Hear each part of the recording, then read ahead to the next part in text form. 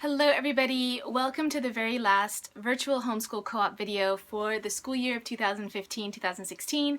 This is for assignment number 8 and it's all about how you pack up for the school year. So I am going to take you to my schoolroom so you can see some of the things that I do at the end of the school year, but since we've already actually packed up, I can't really show you the process, but I can certainly tell you about it.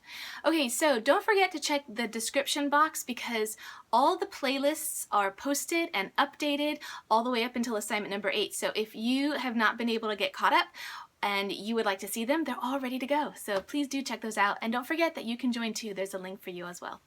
All right, so the end of the school year. So we end in May, but we mentally check out in March generally. But anyway, it's aside the point. Basically, because we do unit studies, we're constantly taking out and packing up about 5 or 6 times a year. And those are for like the bulk of our curriculum. And I've got a couple of spots in my schoolroom where I keep that handy so that it's the stuff that we're using on a regular basis, so it's easy to access. And the rest of the stuff that we don't access frequently is either the bookcase or in our school closet. Now, I store all of our unit studies in open bins in my school closet, but this year we finally outgrew that school closet and I had to make a few changes. So I'm going to show you what I did differently. And plus, in this past year, I have been lending out my completed unit studies to friends in our homeschooling community. And so it seems like at any one given time this entire year, at least one of my units was being lent out, which was kind of cool. All right, so let's see. Workbooks and worksheets. My 4th grader and my 8th grader each have a binder for grammar and for math, and I have 180 worksheets in there so that it spans the whole year, and it's divided by month. And those worksheets are usually about a grade or 2 below grade level. They're super easy, they're proficiency kind of work. They're just to keep those skills kind of fresh in their mind. And they do one worksheet every day. Now, I do keep samples of those worksheets in a folder that I just keep samples of all their work for my own purposes because the school actually keeps their own samples.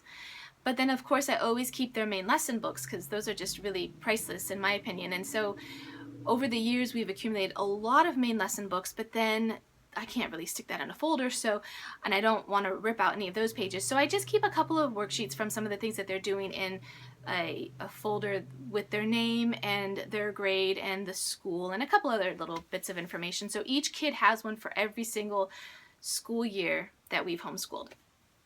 Okay, the worksheets at the end of the year, we go through them. We go through the kids' drawers and the cubbies.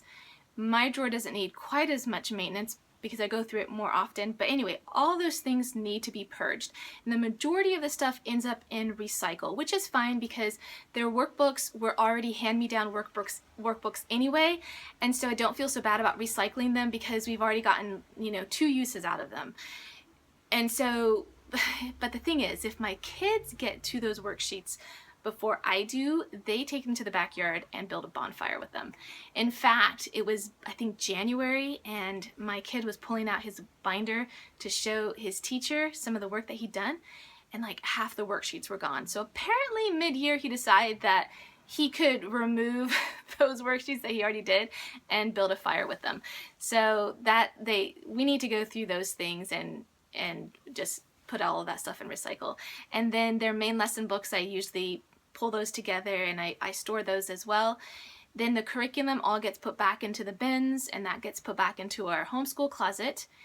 And then just random things that have accumulated around the schoolroom just kind of needs to be picked up and sorted and purged.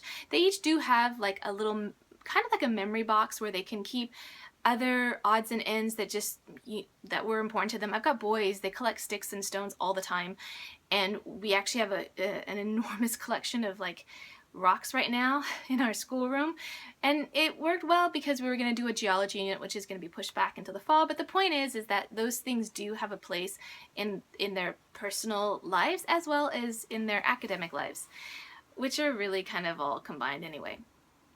What else? They're school projects.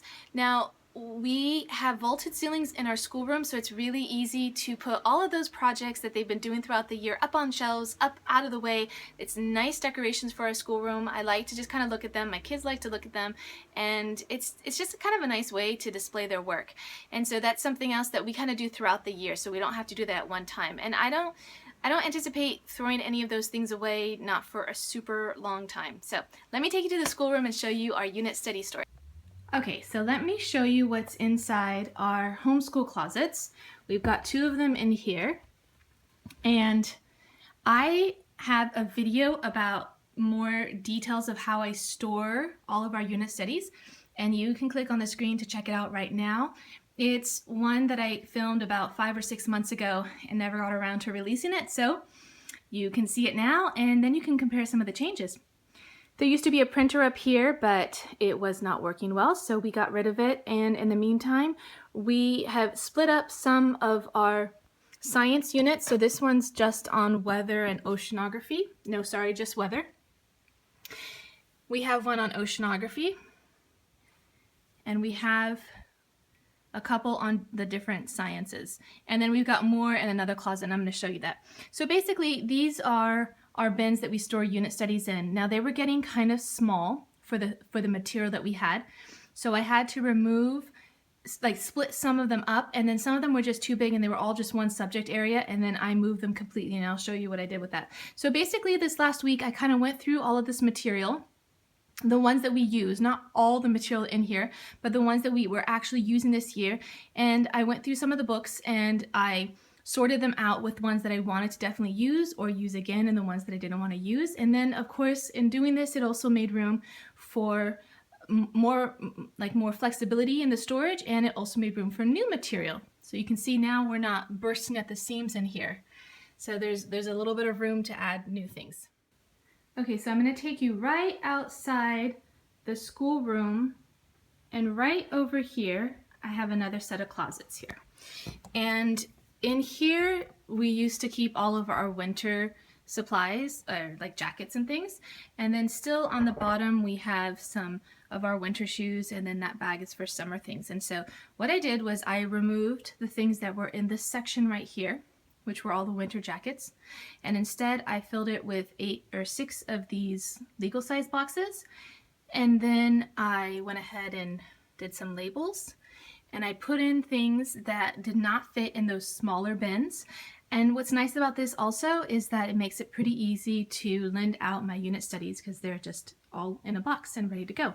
Okay, so this is the bookcase that's right behind our school table. It's where I sit, and these are the cubbies that are behind where I sit. And the ones at the top here have all of the paperwork that I was telling you about, all the work samples that my kids have done over the years, as well as other school papers and school records that I need. And then there's some other materials, as well as my Waldorf curriculum that takes up 5 of these different magazine folders here. Now this cubby right here is fairly empty because that's where I put the new unit when I pulled out the bin that has the unit that we're working on, and I put the majority of it right here so that it's easy for me to access. But something else that I've done recently is I've done a little woodworking project, and I made myself some shelves here. Now I intended to, oh, and there's the rocks from my kids' collection, as well as the little weather gnomes that we made earlier in the year, and the baskets, and all these other fun things that are on display. Okay, so I made this woodworking project here so that I could put in the future, hopefully, some work shelf type material. But in the meantime, what worked really well was that all of my ancient Egypt activities fit really well on this because I had a lot of bulky hands-on projects, and so they fit really well in here. But for next year, I plan to do something different with this. And so I've got all this stuff is empty right now. I think there's maybe some scratch paper in one of the bins here, but I upcycled those containers there and covered them with paper, added some label holders, and that's going to be for some new material that we're going to be doing next year. But it's all empty and ready to go. I do like to have empty space. My kids are playing right now, right here, but I just want to show you that I do like to have some bins that are empty or, you know, not that filled. This has all of our silks in it, so that if I'm getting more material, I have a place to put it. Okay, I think that about wraps it up.